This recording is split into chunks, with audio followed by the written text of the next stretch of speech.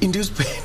Yes. Because at the end of the day, Kenyans are looking for some reprieve. But when you talk about induced pain, does it mean that we'll have to be a bit, more patient for us to enjoy the outcome? Victor?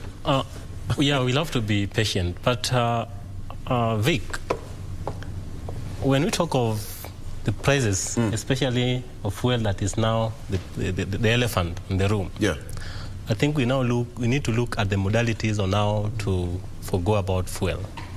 And as an energy expert and also renewable energy engineer, it is now high time for the President Ruto and the entire government to come up with modalities. And now we can introduce electric cars to this country. Why? When you talk of supply and demand, when the supply is high, the cost always goes high. So the demand has, when you talk of demand, when demand of fuel has gone exceedingly high, the number of cars coming into the country is there are very many per day. The only way that we can really avoid these mishaps in future is to ensure that we come up with policies that ensure that we go in green cars. In other countries, they have put a timeline that by 2030, I was reading an article that in US, there's a state, by 2030, all vehicles to be in that state should either be hybrid or electric. Why? Because hybrid cars consume less energy, or less fuel, and electric cars consume zero fuel. So we actually, when we really want to sort out the issue of fuels on the demand and supply, then let us work on the modalities of ensuring that in the near future, even if it is 5 to 10 years, this government should come up with clear policies that puts a framework that by the end of this year, then we should have only either hybrid cars and electric cars being imported to this country.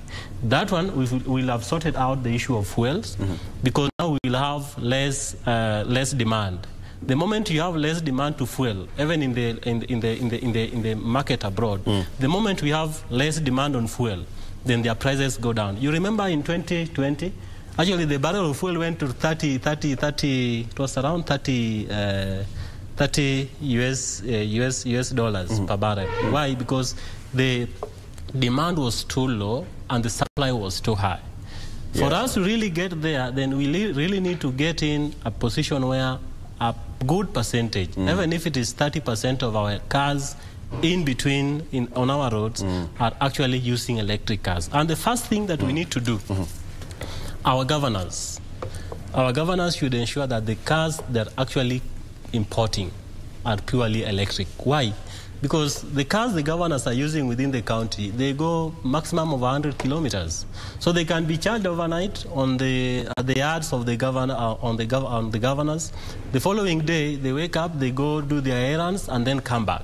So we really need to see heads rolling. We need to see policies and frameworks that will ensure that this country goes green, and especially on the transport sector. When you talk about the transport